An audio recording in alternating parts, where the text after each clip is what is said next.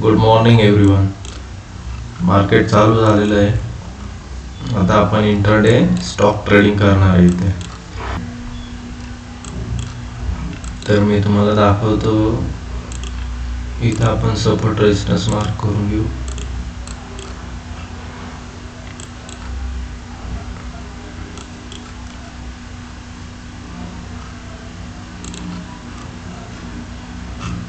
हे closing option session चालू झाल्यामुळे मार्केटमध्ये रोज लास्टला एवढं ट्रॅपिंग बनते, एवढी मोठी कॅन्डल बनते. तर आता मार्केटसाठी आपल्याला आजचा हा रेजिस्टन्स आहे, ही लेवल. मार्केटमध्ये आता आपण ही एक इंट्राडेचा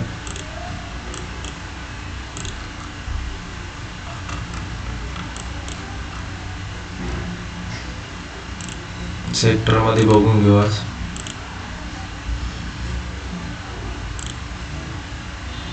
निफ्टी ऑटो मला ग्रीन मध्ये दिसते. युनो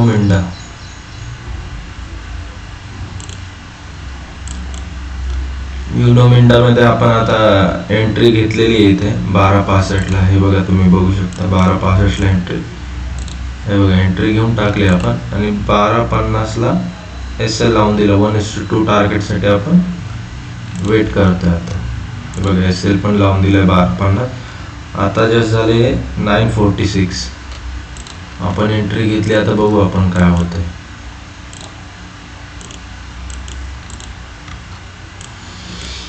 निफ्टीकडे पण आपण लक्ष देतोच आहे तसं. आता आपण बघू काय होतं इथे. व्हॉल्यूम पण स्ट्रॉंग बनताना दिसतं आपल्याला खाली. मी तुम्हाला तसं अपडेट करतो. मी आता आपण, मला असं वाटतंय, टार्गेट लावून देतो 12.95 1295. आपण टार्गेट लावून देऊ.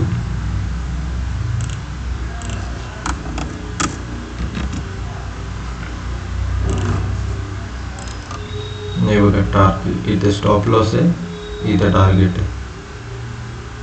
आपण लावून दिलेले. आता आपण पोझिशन वॉच करू.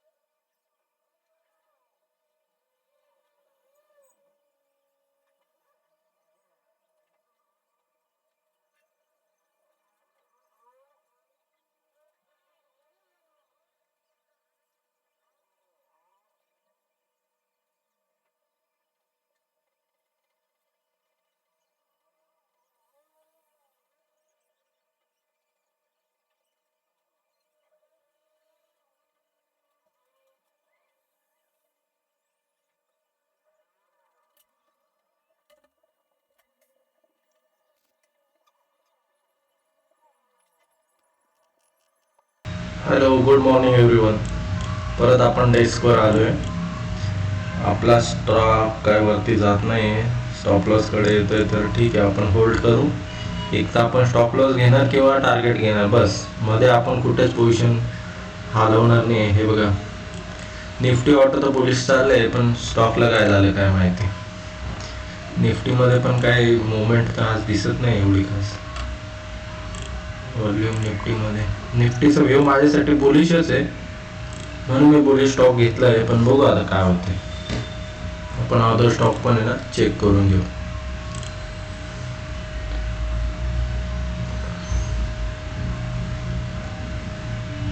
आपण सगळे ऑटोचे स्टॉक चेक करू आधी, कारण की आपण ऑटो सेक्टर चूज केलंय म्हणून. तुम्हाला दाखवतोय. आता आपण युनो मिंडा तर बघितलं, बॉश बुक बॉश.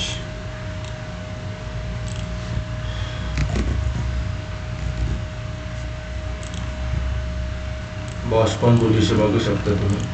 मग आपला स्टॉक का जात नाही. बॉशमध्ये पण व्हॉल्यूम तगडं बनलेलं आहे. दुसरं बघून घेऊ, अशोक लेलँड. काय झालं, सकाळी तो बुलिश मध्ये दिसत होता म्हणून मी तो चूज केला, बाकी काही नाही. निफ्टी ऑटो अजून पण युनो मिंडा 3% अपच दिसतोय. एक साइड चेक करून घेऊ आपण. एक साइड इंडस्ट्रीज पण बघू शकता तुम्ही. आजची 5 तारीख आहे बघा, इथून मोमेंटम सुरू झाला. एक साइड इंडस्ट्रीज पण बुलिश आहे. TI इंडिया म्हणजे ट्यूब इन्व्हेस्टमेंट असते तेव्हा, त्याच्यामध्ये पण ऑलमोस्ट स्टॉकने इथून 2% मोमेंटम दिली. आता TVS मोटर आपण चेक करून घेऊ. TVS मोटर्स मध्ये काही खास नाही. निफ्टी बँक मध्ये union bank, bank of Baroda,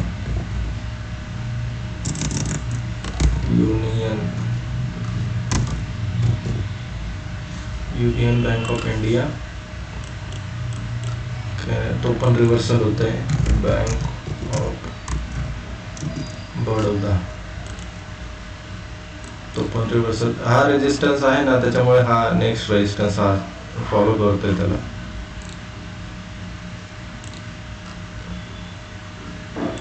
आपण स्टॉक एक्सचेंज वेबसाईट. निफ्टीचा व्ह्यू डाऊन साइड येते निफ्टी, त्याच्यामुळे आपला स्टॉक आहे ना मोमेंटम देत नाही. आपण बेरिश स्टॉक एक्झाम्पल एक सर्च करून घेऊ. लुझर मध्ये आलो स्टॉक एक्सच्या. FSN ई कॉमर्स म्हणजे हा नायका स्टॉक आहे. हे बघू शकता तुम्ही, नायका पूर्ण बेरिश मोमेंटम आहे नायकामध्ये. दुसरा आपण बघू भारती एक्झाकॉम.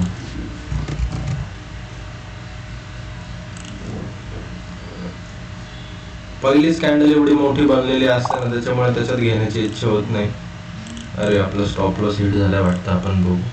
हे बघा, आपला स्टॉप लॉस हिट झालाय, कारण की निफ्टीने स्ट्रॉंग बेरिश कॅन्डल बनवल्यामुळे आपला स्टॉप लॉस हिट झालाय आज इथे. आपण आता कुठलंही हे आपण लिमिट लावलं होतं ते आपण कॅन्सल करून टाकू, कारण की आपलं डायरेक्शन तर बरोबर होतं. आपल्या बाजूने स्टॉक आहे ना, आपण घेतल्यानंतर ऑलमोस्ट 0.74% तरी गेलाच होता वरती. पण निफ्टी बेरिश असल्यामुळे स्टॉक पण आपला बेरिश झालाय आणि आपला स्टॉप लॉस हा हिट झाला. ठीक आहे, काय हरकत नाही. आपण कुठल्याच प्रकारचे रूल ब्रेक केले नाहीये. आणि जर्नल्ससाठी मी लिंक तुम्हाला, ट्रेड डायरी म्हणून एक लिंक आहे, सॉफ्टवेअर आहे, हे बघू शकता तुम्ही. एक मिनिट. ही ट्रेड डायरी म्हणून सॉफ्टवेअर आहे, त्याच्यात तुम्ही आपले डेली ट्रेड मेंटेन करू शकता. जसं की मी आजचा ट्रेड आहे इथे मेंटेन करून घेतो. कुठला घेतला होता आपण? युनो मिंडा. युनो